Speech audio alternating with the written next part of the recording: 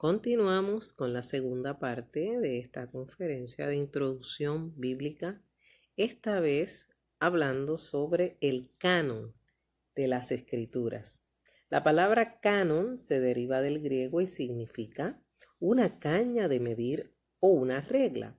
Regla es estatuto, reglamento, metodología, especialmente en cuanto a los libros divinamente inspirados y aceptados como autorizados por la Iglesia Universal.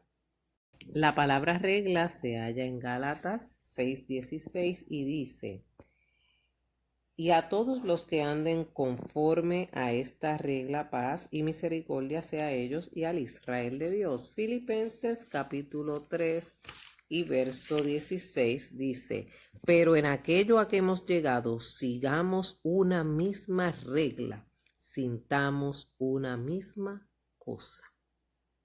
Segunda de Corintios 10 versos 3 en adelante, pero nosotros no nos gloriaremos desmedidamente, sino conforme a la regla que Dios nos ha dado por medida para llegar también hasta vosotros, porque no nos hemos extralimitado como si no llegásemos hasta vosotros, pues fuimos los primeros en llegar hasta vosotros con el Evangelio de Cristo. Atanasio de Alejandría fue el primero que aplicó la palabra canon al catálogo de libros inspirados de la Biblia.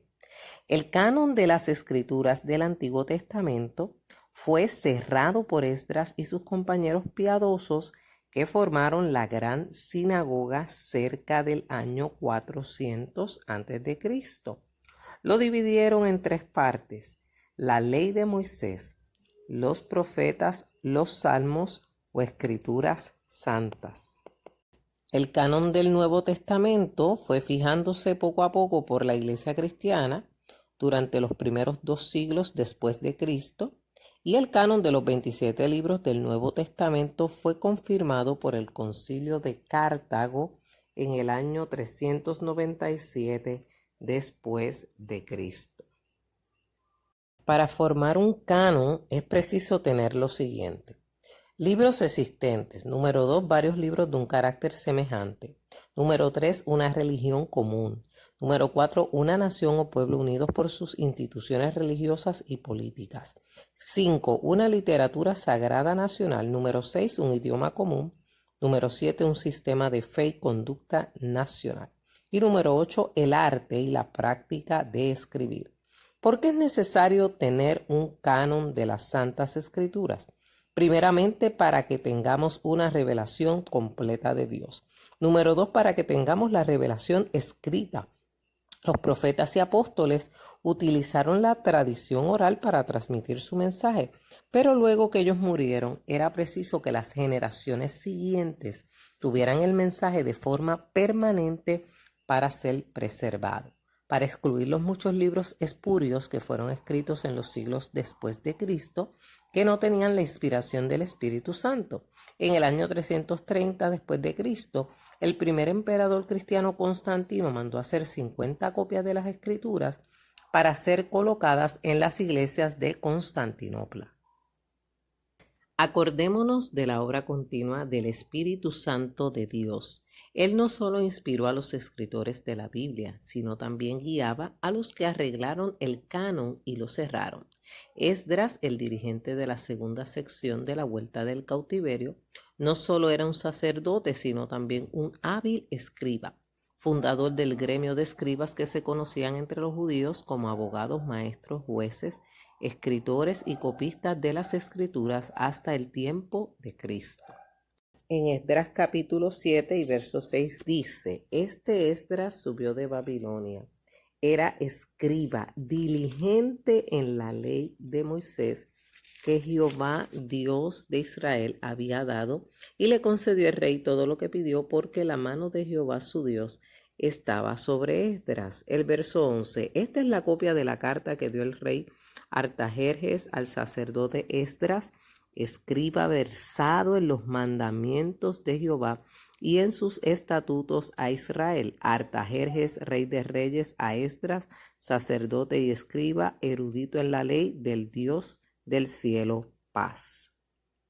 Y por mí, Artajerjes, rey, es dada orden a todos los tesoreros que están al otro lado del río, que todo lo que os pida el sacerdote Esdras, escriba de la ley del Dios del cielo, se le conceda prontamente. Hablando sobre Esdras, dice la palabra en el capítulo 8 de Nehemías: y se juntó todo el pueblo como un solo hombre en la plaza que está delante de la puerta de las aguas, y dijeron a Esdras el escriba que trajese el libro de la ley de Moisés, la cual Jehová había dado a Israel. Verso 4. Y el escriba Esdras estaba sobre un púlpito de madera que habían hecho para ello, y junto a él estaban Matatías, Sena, Anías, Urías, Hilcías y Masías a su mano derecha, a su mano izquierda Pedaías, Misael, Malquías, Azún, Hasbadana, Zacarías y Mesulam. Verso 8. Y leían en el libro de la ley de Dios claramente y ponían el sentido de modo que entendiesen la lectura. Verso 13. Al día siguiente se reunieron las cabezas de las familias de todo el pueblo, sacerdotes y levitas, a Esdras el escriba, para entender las palabras de la ley. Los últimos escritores del Antiguo Testamento fueron Nehemías y Malaquías. Todos los libros del Antiguo Testamento fueron escritos antes del 430 a.C. No fue añadido nada más al canon del Antiguo Testamento. Había necesidad de tener libros que relataran la historia de Cristo. Por eso hay 3 razones para un canon autorizado del Nuevo Testamento. Número 1, el deseo de los cristianos de tener el relato de la vida y el ministerio de su Salvador.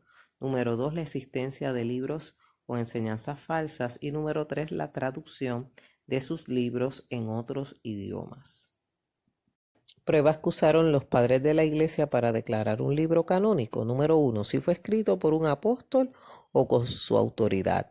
Número 2, si era leído en todas las iglesias y aceptado como inspirado. Número 3, si tenía ayuda y edificación para las necesidades espirituales del hombre. Número 4, si toda la iglesia tenía el testimonio del Espíritu Santo, que era autoritativo. Puestos a prueba de esta manera, los 27 libros que ahora tenemos en el Nuevo Testamento fueron aceptados como canónicos. Los libros apócrifos. Apócrifo en griego significa secreto u oculto. Eran escrituras secretas de alguna secta que no revelaba sus más profundas enseñanzas.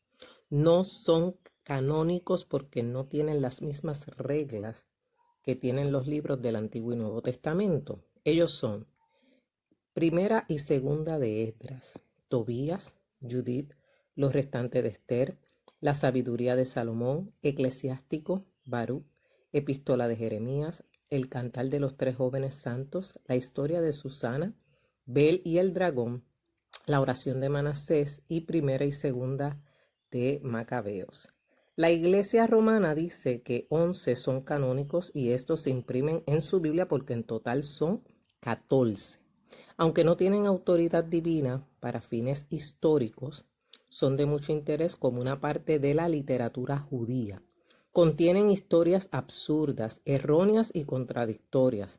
Sin embargo, tuvieron influencia sobre los escritos del Nuevo Testamento. Existen 20 razones para rechazar estos libros presentados por H.S. Miller. Primero, nunca fueron incluidos en el canon hebreo. Nunca fueron citados por nombre en el Nuevo Testamento por Cristo ni por los apóstoles. José fue el historiador judío en el año 100 después de Cristo, los omite. Filón, el judío, el gran filósofo de Alejandría, nunca los mencionó. No se hallan en los catálogos de libros canónicos. Jerónimo, en el año 400 después de Cristo, declara que el canon hebreo tiene 39 libros. Ellos mismos no reclaman autoridad divina ni inspiración. No tienen elemento profético verdadero, ni hablan como un mensaje de Jehová. Contienen muchos errores históricos, geográficos y cronológicos. se contradicen a sí mismos, a la Biblia y profanan a la historia. Enseñan doctrinas en contra de la Biblia. Su estilo es rígido, falto de originalidad y de calidad artificial. Su literatura es legendaria. Sus milagros son fabulosos, grotescos y necios. Su nivel moral y espiritual está muy por debajo de los libros del Antiguo Testamento. Tratan de imitar a los escritos del Antiguo Testamento. La iglesia primitiva declaraba que algunos tenían instrucción provechosa, pero nunca los hizo canónicos. La iglesia romana en su concilio de Trento en el 1546 después de Cristo, por una mayoría pequeña, los incluyó en su canon de fe. La iglesia cristiana sucesora de la judía recibió los 39 libros de los judíos y nunca los ha cambiado. Cristo y los apóstoles reconocían el canon ya fijo. Había muchos targumes, traducciones del hebreo original, pero no de los libros apócrifos. Los libros apócrifos se condenan a sí mismos. La preservación de los libros de la Biblia ha sido una de las maravillas de la historia. Moisés fue el primer escritor, dice Éxodo 24:4, y Moisés escribió todas las palabras de Jehová, y levantándose de mañana edificó un altar al pie del monte y 12 columnas según las 12 tribus de Israel. El verso 7 dice, y tomó el libro del pacto y lo leyó a oídos del pueblo, el cual dijo, haremos todas las cosas que Jehová ha dicho y obedeceremos.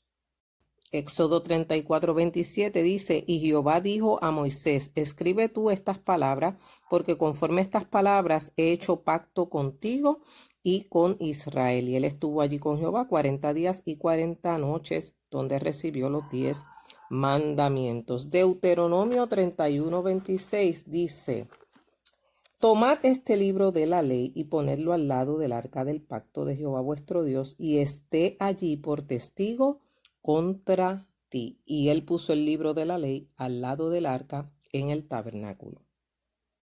Josué escribió la historia de la muerte de Moisés, completando así el Pentateuco, y añadió el libro que lleva su nombre. Josué 24:26 dice, y escribió Josué estas palabras en el libro de la ley de Dios, y tomando una gran piedra la levantó allí debajo de la encina que estaba junto al santuario de Jehová. Verso 27, y dijo Josué a todo el pueblo, he aquí esta piedra nos servirá de testigo, porque ella ha oído todas las palabras que Jehová nos ha hablado. Será pues testigo contra vosotros, para que no mintáis contra vuestro Dios.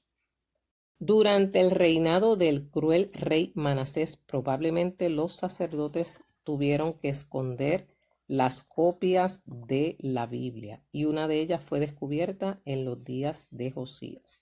Segunda de Reyes 21:16 nos habla de la crueldad del rey Manasés, que dice, fuera de esto derramó Manasés mucha sangre inocente en gran manera hasta llenar a Jerusalén de extremo a extremo.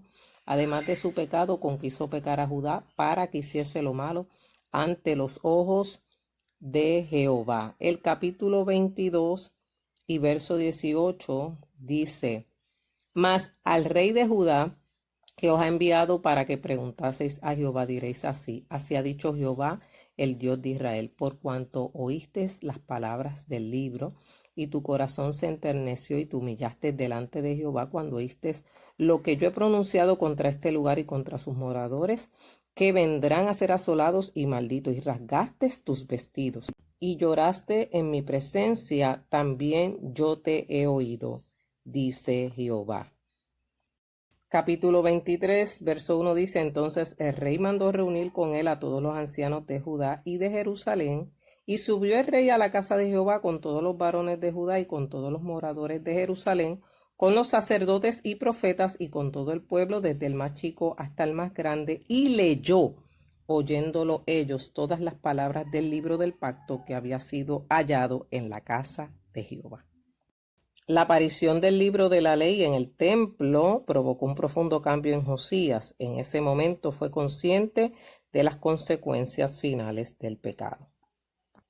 Esdras fundó el orden de escribas, como dijimos anteriormente, que no solo copiaban los manuscritos de los libros de la Biblia, sino que los guardaban y los explicaban también. ¿Qué nos dice Apocalipsis 22:18? Dice la Biblia, Yo testifico a todo aquel que oye las palabras de la profecía de este libro. Si alguno añadiere a estas cosas, Dios traerá sobre él las plagas que están escritas en este libro. La Biblia está totalmente completa. Así que el que venga diciendo que tiene una nueva revelación va a ser rechazado, porque ya nosotros tenemos la revelación escrita de parte de Dios en los 66 libros que están en la Biblia que actualmente utilizamos. Dios te bendiga mucho.